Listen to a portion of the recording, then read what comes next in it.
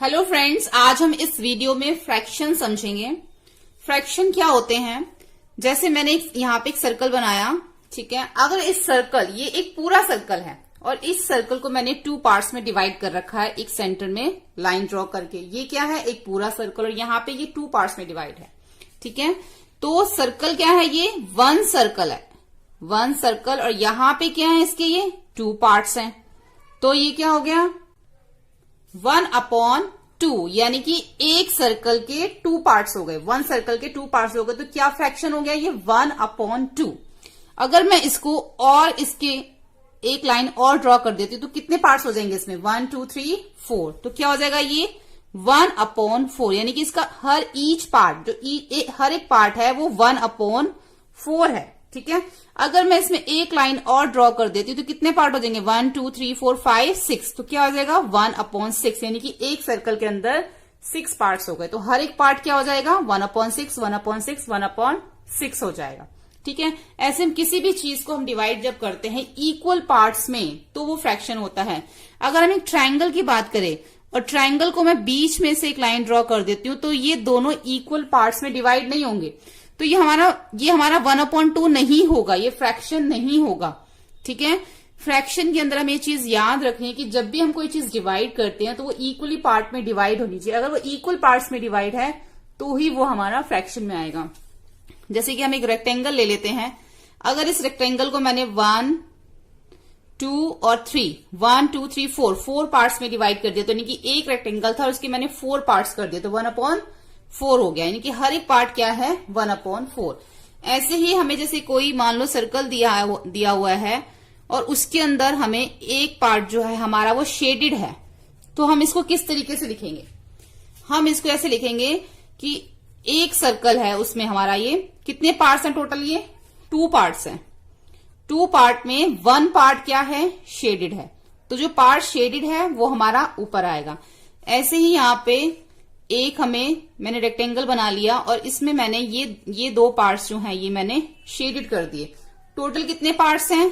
3 parts हैं, जिसमें से शेडेड कितने हैं? 2 शेडेड हैं, ठीक है। जब हमें शेडेड करने होते हैं पार्ट्स फ्रैक्शन के अंदर तो हम उसको इस तरीके से करते हैं। अगर हमें पहले से ही शेडेड दे रखा है और हमें बताना है कि कितना पार्ट शेड है तो हम इसको इस तरीके से लिखेंगे। अगर यहाँ पे कोई और शेप कोई भी यहाँ पे हो, लेकिन अगर इक्वल पार्ट्स में डिवाइड हो तभी आप उसको फ्रैक्शन बता सकते हो। अगर मैं यहाँ पे एक और रेक्टेंगल बना लेती हूँ और इस तरीके से उसको डिवाइड कर देती हूँ तो ये इक्वल पार्ट्स में डिवाइड है। इसमें से ये जो पार्ट्स हैं ये क्या है? शेडेड है। तो टोटल कितने पार्ट्स हैं? 6 में से कितने पार्ट शेडेड है? 4, तो 4/6 हो गया।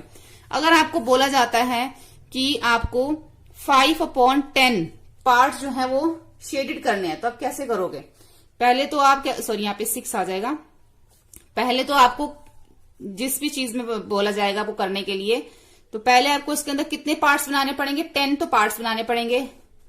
1 2 3 4 5 6 7 8, एक और बना देते हैं हम, ये 9 10 हो गया, ठीक है। टोटल पार्ट्स कितने हो गए? 10 हो गए। 10 में से 6 हमें शेडेड करने हैं, तो 1 2 3 4 5 6, तो ये 6 पार्ट हम इस तरीके से इसको शेड कर देंगे, ठीक है। तो ये हमारा हो जाएगा 6/10। तो इस तरीके से हम शेडेड करते हैं और इस तरीके से हमने फ्रैक्शन देखना होता है कि फ्रैक्शन हमेशा इक्वल पार्ट्स में डिवाइड होना चाहिए, ठीक है। आगे देखते हैं अब हम देखेंगे फ्रैक्शन ऑन नंबर लाइन। तो सबसे पहले हमें एक नंबर लाइन बनानी पड़ेगी। स्टार्टिंग हम 0 से करेंगे, उसके बाद इक्वल डिस्टेंस पे आपने जो है एक एक पॉइंट आपने इस तरीके से स्केल से मेजर करके आपने ले लेना है। हमें एक नंबर लाइन बनानी होती है। हमें ऐसा बोला जाता है कि नंबर लाइन पे ये, जैसे कि मैं यहाँ पे लिख लेती हूँ 2/3, ये 2/3 जो है वो हमें नंबर लाइन पे शो करना होता है। किस तरीके से शो करते हैं? देखो नीचे हमें दे रखा है 3। अब ये जो 2/3 है ये 0 से बड़ा है और 1 से छोटा है। कैसे छोटा है हम देखेंगे। 0 से तो बड़ा है तो हम पहले लिख लेंगे 1/3, 2/3 और यहाँ पे आ जाएगा हमारा 3/3। देखो 3 से 3 कट जाएगा तो 1, यानी कि यहाँ पे क्या आ गया? हमारा 1 आ गया। ऐसे ही अगर हम आगे करें इसको 4/3, 5/3 और यहाँ पे आ जाएगा हमारा 6/3। तो 3 1 जा 3, 3 2 जा 6, तो यहाँ पे हमारा क्या आ गया? 2 आ गया। ये मैं आपको समझाने के लिए कर रही हूँ, लेकिन हमें यहाँ पे शो क्या करना है? 2/3। तो हमारा 2/3 कहाँ आ रहा है? इधर हमारा ये 2/3 आ रहा है। ठीक है, इस तरीके से हमें नंबर लाइन के ऊपर जो है शो करना होता है। जैसे मैंने आपको बताया 0 से तो बड़ा था 2/3, लेकिन 1 से क्या है, छोटा है। ऐसे अगर मान लो हमें यहां पर 1 या फिर आप यहां पे लिख लो 6/8 आपको शो करने के लिए बोला जाए नंबर लाइन पे, तो आप कैसे करोगे, सेम इसी तरीके से करोगे। 0 ये भी 0 से बड़ा है और 1 से छोटा है, तो ऐसे आप इसको इक्वली डिस्टेंस पे ले लेना। 1/8, 2/8, 3/8, 4/8, 5/8, 6/8, 7/8 और यहां पे आ जाएगा हमारा 8/8, मतलब 1 आ जाएगा। 8 से 8 कटेगा तो 1 आ जाएगा। तो हमने क्या शो करना है, 6/8। 6/8 0 से बड़ा है और 1 से छोटा है। तो नंबर लाइन के ऊपर फ्रैक्शन जो है वो हम इस तरीके से शो करते हैं। अब मैंने एक नंबर लिखा है, हमें इसको नंबर लाइन पे शो करना है। ये सभी फ्रैक्शंस हमें नंबर लाइन के ऊपर शो करना है। 0 हम कहां से करेंगे, 1 से। देखो हम नंबर लाइन पे तभी शो कर सकते हैं जब हमारे सभी डिनोमिनेटर जो है वो सेम होने चाहिए। लेकिन इसमें इसका डिनोमिनेटर क्या आ रहा है, डिफरेंट आ रहा है, बाकी सब 4 है। तो हमें पहले इसका जो डिनोमिनेटर है वो सेम करना होगा। 1/2 को जब हम 2 से मल्टीप्लाई करेंगे तो 4 आ जाएगा, और सेम उसी डिजिट से हमें ऊपर भी मल्टीप्लाई करना है तो 2 आ जाएगा। देखो इसकी जो ये हमारा 2/4 तो आ गया, लेकिन इसकी वैल्यू वही है 1/2। 2 1 जा 2, 2 2 जा 4, वैल्यू तो 1/2 ही है इसकी। लेकिन हमने इसको इक्वल करना था, इसका जो डिनोमिनेटर वो सेम करना था, इसलिए हमें इन दोनों को 2 से मल्टीप्लाई करना पड़ा। ऐसे केस में आपको इसी तरीके से जो है करना पड़ेगा। तो सबसे पहले यहां पर हमारा क्या आएगा, 1/4। ठीक है, उसके बाद हमारा क्या आएगा 2/4, उसके बाद हमारा आएगा 3/4 और उसके बाद आएगा हमारा 4/4। अब यहां पे पहले 1/4, अब ये हमारा क्या आया था मल्टीप्लाई करके 2/4, लेकिन इसकी वैल्यू क्या है 1/2 ही है इसकी वैल्यू। अब इस जब 4 को 4 से कट करोगे तो इसकी वैल्यू क्या है, वो 1 है। लेकिन हमें शो करने के लिए बोला गया है तो हम इसको इसी तरीके से शो करेंगे 1/4। यहां पे हम 2/4 नहीं लिखेंगे, 1/2 ही लिखेंगे, क्योंकि हमें यही शो करने के लिए बोला गया। तो मैंने आपको समझाने के लिए लिखा है। ये है हमारा 3/4 और ये हमारा 4/4। तो हमने ये सारे इसके ऊपर शो कर दिए हैं।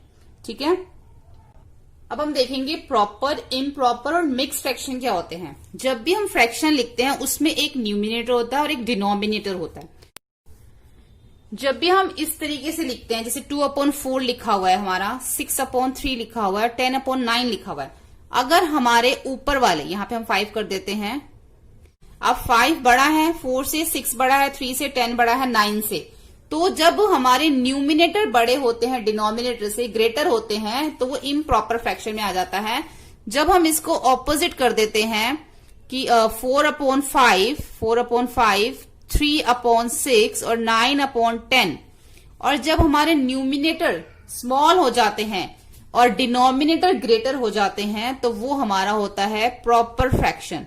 आपको ये याद रखना है, अगर न्यूमिनेटर छोटा है डिनोमिनेटर से, अगर न्यूमिनेटर हमारा स्मॉलर है किससे, डिनोमिनेटर से, प्रॉपर फ्रैक्शन। अगर न्यूमिनेटर हमारा ग्रेटर है डिनोमिनेटर से, तो इम्प्रॉपर फ्रैक्शन। अब मिक्स फ्रैक्शन क्या होता है, मिक्स फ्रैक्शन एक कॉम्बिनेशन होता है। एक तो पूरी चीज उसमें होती है और एक किसी चीज का उसी चीज का थोड़ा सा पार्ट होता है। जैसे कि हम यहाँ पे एक पिज्जा ले लेते हैं। ठीक है, पिज्जा के हमने 4 पार्ट कर दिए। ठीक है, तो मिक्स फ्रैक्शन में क्या आएगा, एक पिज्जा है और उसके कितने पार्ट है, 4 पार्ट है। तो एक पार्ट कितना हो गया 1/4, यानी कि एक पिज्जा और उसका 1/4। इस तरीके से उसमें से हमने पूरे पिज्जा में से एक ही हिस्सा लिया, एक ही पार्ट लिया है। ठीक है, एक पार्ट लिया है तो 1/4। अगर 2 पार्ट लेते, मान लो आपके पास पिज्जा और आपने उसमें से किसी को एक पार्ट खाने के लिए दे दिया, तो पिज्जा कितना था, एक था, उसमें से आपने कितना दे दिया 1/4 दे दिया, तो क्या हो गया 1:1/4। तो मिक्स फ्रैक्शन में कॉम्बिनेशन होता है, जो चीज पूरी होती है वो भी लिखते हैं और उसमें से जितना हिस्सा आपने किसी को दे दिया या आपने खा लिया वो भी आपको उसमें लिखना पड़ता है। ठीक है, अब हम देखते हैं इक्विवेलेंट फ्रैक्शन। इक्विवेलेंट फ्रैक्शन कौन से होते हैं, जैसे कि आपको 1/2 का इक्विवेलेंट फ्रैक्शन लिखना है, तो आप ये कैसे करोगे, 1/2 को पहले आप 2 से मल्टीप्लाई करोगे, दोनों को, न्यूमिनेटर को भी और डिनोमिनेटर को, तो आपका आ जाएगा 2/4 आ जाएगा। ठीक है, फिर आपने क्या करना है, 1/2 को 3 से मल्टीप्लाई करना है, तो क्या आ जाएगा 3/6। फिर आप 1/2 को 4 से मल्टीप्लाई करोगे तो क्या आ जाएगा 4/8। ठीक है, अब इसका इक्विवेलेंट फ्रैक्शन में क्या हो, 1/2 का इक्विवेलेंट फ्रैक्शन क्या है, 2/4, 3/6, 4/8। इसका मतलब ये है कि आपका जो फ्रैक्शन था 1/2, अगर आप इसको कट करते हो तो ये भी आपका 1/2 है। 2 1 जा 2, 2 2 जा 4, 3 1 जा 3, 3 2 जा 6, 4 1 जा 4, 4 2 जा 8। ये भी आपका क्या आ रहा है 1/2, यानी कि आपका मल्टीप्लाई करके नंबर तो चेंज हो गए थे लेकिन उसकी वैल्यू क्या है, अभी भी 1/2 ही है। तो ये होता है इक्विवेलेंट फ्रैक्शन। अगर मान लो मैं इसको करती हूं, अगर आपसे बोला जाए कि 5/7 का आपको इक्विवेलेंट फ्रैक्शन निकालना है, तो आप क्या करोगे, पहले 5/2, 7/2, 10 और 14 हो जाएगा। ठीक है, उसके बाद 5 को 3 से और 7 को भी 3 से करोगे तो 15 और 21 हो जाएगा। अब इसको कट करके देखो, अगर आप 2 के टेबल से करते हो, 2 5 जा 10 और 2 7 जा 14, वही 5/7 आ गया ना। ऐसे ही 3 के टेबल से कर लो, 5 3 जा 15 और 5 7 जा 21, तब भी आपका 5/7 आ गया। तो इसको हम इक्विवेलेंट फ्रैक्शन जो है वो इस तरीके से हम करते हैं। आगे देखते हैं सिंपलेस्ट फॉर्म क्या होती है। सिंपलेस्ट फॉर्म होती है जैसे कि आपके पास कोई भी नंबर है, मान लो आपके पास नंबर है 14/10, ये नंबर है। अब ये नंबर कितनी बार कितने टेबल से कितने नंबर से डिवाइड हो सकता है, उसको हम सिंपलेस्ट फॉर्म कहते हैं, जिसको हम लोएस्ट फॉर्म भी कहते हैं। कि जब तक वो नंबर हमारे पास फ्रैक्शन फॉर्म में जो है नंबर जब तक कट सकता है हमने उसको काटना होता है। जैसे 2 के टेबल से 2 7 जा 14 और 2 5 जा 10। अब 7/5 एक ऐसा नंबर है कि किसी भी एक टेबल में ये दोनों नंबर नहीं आते। ऐसा कोई भी टेबल नहीं जिसमें ये दोनों नंबर आए, तो ये इसका लोएस्ट फॉर्म हो गया, यानी कि सिंपलेस्ट फॉर्म हो गया ये 14/10 का 7/5। अगर मैं यहां पे लिखती हूँ 36/30 लिखती हूँ, तो अगर मैं इसको 6 के टेबल से कट करती हूँ तो 6 6 जा 30 और 6 5 जा 10। अब 6/5 भी कोई ऐसा टेबल नहीं है कि जिसमें ये दोनों आते हो। ठीक है, तो वो क्या हो गया, हमारा लोएस्ट फॉर्म हो गया। अब एक नंबर है 48/60, इसको पहले हम 2 से कट करते हैं। 2 2 जा 4 और 2 4 जा 8, ऐसे ही 2 3 जा 6 और 0 आ गया। अब ये फिर से 2 से जाएगा, 2 1 जा 2, 2 2 जा 4, ये 2 1 जा 2 और 2 5 जा 10। अब 3 के टेबल से 3 4 जा 12, 3 5 जा 15। अब ये 4 और 5 जो है वो दोनों एक टेबल में नहीं आते, तो इसका लोएस्ट फॉर्म क्या हो गया 4 और 5, यानी कि इसके आगे अब ये किसी भी टेबल से नहीं कट हो सकता। तो इसको हम बोलते हैं सिंपलेस्ट फॉर्म या लोएस्ट फॉर्म। उसके बाद हम आगे देखते हैं, इसमें है लाइक और अनलाइक टर्म, कि लाइक और अनलाइक टर्म जो है वो कौन सी होती है। लाइक टर्म जिसमें हमारे जो डिनोमिनेटर, जैसे मान लो यहां लिखा हुआ 1/15, 7/15, यहां लिखा हुआ 10/15, तो इसमें क्या है, हमारे डिनोमिनेटर सेम है सारे, तो ये हमारी कौन सी हो गई, लाइक टर्म हो गई। ठीक है, सॉरी लाइक फ्रैक्शन हो गया, ये हमारा लाइक फ्रैक्शन हो गया। अगर हमारा जो है इसमें आ जाए 2/10, 2/7, 2/3, तो इसमें क्या है, हमारे डिनोमिनेटर सेम है, तो ये लाइक फ्रैक्शन हो गया। इसमें क्या है, हमारे न्यूमिनेटर सेम है, तो ये हमारा अनलाइक फ्रैक्शन हो गया। ठीक है, जब डिनोमिनेटर सेम हो तो लाइक, जब न्यूमिनेटर सेम हो तो वो अनलाइक फ्रैक्शन होता है। तो हमें ना कई बार लाइक और अनलाइक फ्रैक्शन के अंदर कंपैरिजन भी करना होता है। वो कंपैरिजन हम कैसे करते हैं, जैसे मान लो हमें दे रखा है 3/10 और यहां पे दे रखा है 7/10। अब हमें बताना है कि इन दोनों में से कौन सा ग्रेटर है। तो आपको जब डिनोमिनेटर सेम होंगे तो आप देखते ही बता सकते हो कि 3 और 7 में से 7 ग्रेटर है। अगर यहां मैं लिख दूं 6/3 और यहां पे लिख दूं 8/3, तो इसकी भी डिनोमिनेटर सेम है, तो आप 6 और 8 में से देख के बता सकते हो कि 8 जो है वो 8/3 ग्रेटर है 6/3 से। ठीक है, अनलाइक फ्रैक्शन में हमें जब यहां पे हमने क्या किया, इसको कंपेयर किया, बताया कौन सा बड़ा है कौन सा छोटा। ऐसे ही अनलाइक में अगर हमें कंपेयर करना पड़े इसमें, ठीक है, जिसमें हमारे न्यूमिनेटर सेम होते हैं, जैसे कि यहां पर है, इसको मैं ऑपोजिट कर देती हूँ, 10/3 और 10/7, 3/6 और 3/8। अब हमारे क्या हो गए, न्यूमिनेटर सेम हो गए।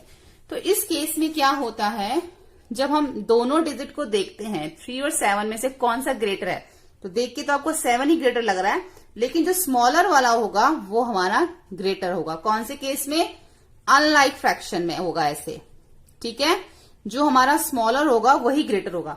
अब दोनों के न्यूमिनेटर सेम है, 6 और 8 में से कौन सा ग्रेटर होगा? जो स्मॉल है वही ग्रेट है, ठीक है। ये याद रखना है आपने अनलाइक फ्रैक्शन के अंदर।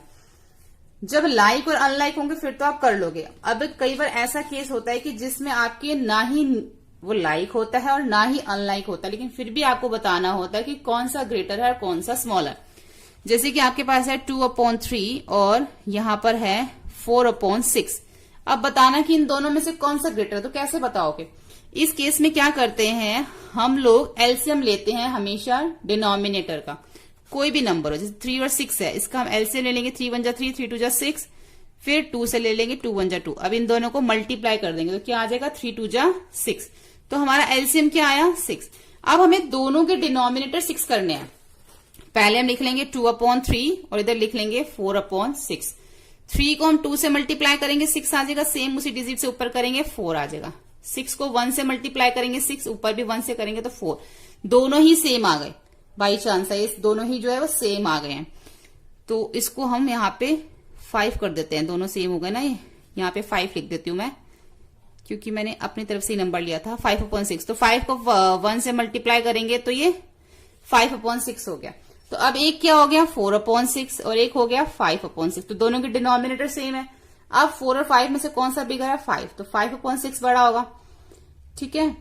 तो 5/6 जो है वो हमारा 5/6 से ही आया था, तो हमारा ये ग्रेटर है। अगर हम इस तरीके से भी लिखेंगे 2/3 और 5/6, तो ये हमारा 5/6 इसमें ग्रेटर आ रहा है, ठीक है। आगे हम देखते हैं कि अब इसमें ऐड, सब्ट्रैक्ट और सिंप्लीफाई कैसे करते हैं। जैसे हमने इसमें कंपैरिजन किया है उसी तरीके से हम इसमें ऐड, सब्ट्रैक्ट और सिंप्लीफाई करते हैं एलसीएम लेके। ऐड और सब्ट्रैक्ट तभी हो सकता है जब हमारा डिनोमिनेटर सेम हो, और डिनोमिनेटर तभी सेम होता है जब हम एलसीएम लेते हैं। मान लो हमें दे रखा है 4/7 और एक नंबर हमें दे रखा है 2/5। ये नंबर हमें दे रखा है और हमें इन दोनों को प्लस करना है, ठीक है। दोनों के डिनोमिनेटर भी सेम नहीं है, न्यूमिनेटर भी सेम नहीं है। तो अगर डिनोमिनेटर सेम होते हैं तो बहुत इजी है। मान लो इस टाइप को दे रखा है 2/3 और यहाँ पे दे रखा है 4/3, तो दोनों के डिनोमिनेटर सेम है, फिर तो आप कॉमन ले लोगे और 2 + 4 कर दोगे तो 6/3 आ गया। ये तो बहुत सिंपल है, दोनों का डिनोमिनेटर सेम है तो बस ऊपर वाले नंबर को प्लस करना होता है। लेकिन जब डिनोमिनेटर सेम नहीं होते या न्यूमिनेटर सेम नहीं होते तो उसमें हम क्या करते हैं? उस केस में हमें जो है पहले इसके डिनोमिनेटर सेम करने पड़ते हैं एलसीएम लेके। तो 7 के टेबल से ही जाएगा और 5 अपने ही टेबल से जाएगा, तो 7 5 मल्टीप्लाई करेंगे तो कितना आएगा? 35। यानी कि हमें दोनों के जो डिनोमिनेटर है वो 35 लेके आने हैं। तो 7 को 5 से मल्टीप्लाई करेंगे, 7 5 35, ऊपर भी 5 से मल्टीप्लाई करेंगे, 4 5 20। 5 को 7 से मल्टीप्लाई करेंगे 35, ऊपर भी 7 से तो 14।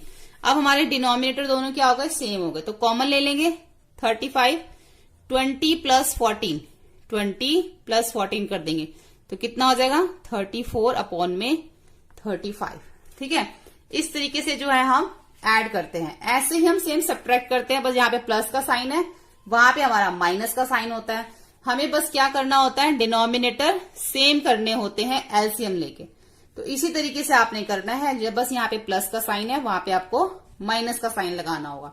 अगर आपको कोई मिक्स फ्रैक्शन में आ जाता है, कई बार लिखा होता है सिंप्लीफाई और लिखा होता है 2:1/4, इसको आपने माइनस करना है 3:2/3 से, ऐसे लिखा हुआ कई बार आ जाता है। तो आप इसको क्या करोगे? पहले आप इसको क्या करोगे? चेंज करोगे इम्प्रॉपर फ्रैक्शन के अंदर। इन दोनों को हमने क्या करना है? दोनों को मल्टीप्लाई करना है। 4 2 जा 2 × 4 + 1, 2 4 जा 8, उसमें +1 करेंगे 9, तो क्या बन जाएगा? ये 9/4, उसमें माइनस करना है। ऐसे इन दोनों को मल्टीप्लाई करो, 3 × 3, ऊपर प्लस कर दो 2, 3 3 जा 9 + 2 कितना हो गया? 11, 11/3। अब हमने 9/4 और माइनस करना है 11/3। तो अभी डिनोमिनेटर अलग है, एलसीएम ले लो 4 और 3 का, 2 2 जा 4, 3, फिर 2 1 जा 2, फिर 3 1 जा 3, तो क्या आ गया? 2 2 जा 4 और 4 3 जा 12, यानी कि हमें डिनोमिनेटर क्या लेके आना है, 12 लेके आना है। तो हम कैसे लिखेंगे, 9/4 और 11/3, ऐसे दोनों के डिनोमिनेटर क्या लाने हैं, 12 लाने हैं। तो 4 को 3 से मल्टीप्लाई करेंगे 12, सेम उसी डिजिट से ऊपर भी करना होता है, 9 3 जा 27, 3 को 4 से करेंगे 12, ऊपर डिजिट सेम करेंगे, 11 4 जा 44, दोनों के डिनोमिनेटर सेम हो गए, कॉमन ले लेंगे 12। अब बड़ी डिजिट कौन सी है, 44, 44 में से माइनस करेंगे 27, बड़ी डिजिट को पहले लिखेंगे, ठीक है। अब इसमें से 14 में से 7 माइनस करेंगे तो क्या आएगा, 14 में 7 माइनस करेंगे 7 आएगा, तो ये 3 बन गया, 3 में से 2 माइनस करेंगे तो 1, क्या बन गया, 17/12। अब हमने मिक्स फ्रैक्शन को सॉल्व किया था, तो हमें इसका आंसर भी मिक्स फ्रैक्शन में देना है। तो यहाँ पे हम इसको डिवाइड कर देंगे 12 और 17 को, छोटी डिजिट हम बाहर लिखेंगे, जो नीचे वाली डिजिट है वो बाहर, 12 1 जा 12, 7 में से 2 माइनस करेंगे तो 5 आएगा, ठीक है। तो अब इसको मिक्स फ्रैक्शन में कैसे लिखेंगे, 1:5/12 आएगा। तो इस तरीके से हमारा ये मिक्स फ्रैक्शन में ही आंसर आएगा। तो ये बन जाएगा 1:5/12, ठीक है। तो यहाँ पे इस चैप्टर से रिलेटेड जितने भी पॉइंट्स थे मैंने कोशिश करी इस वीडियो में कवर करने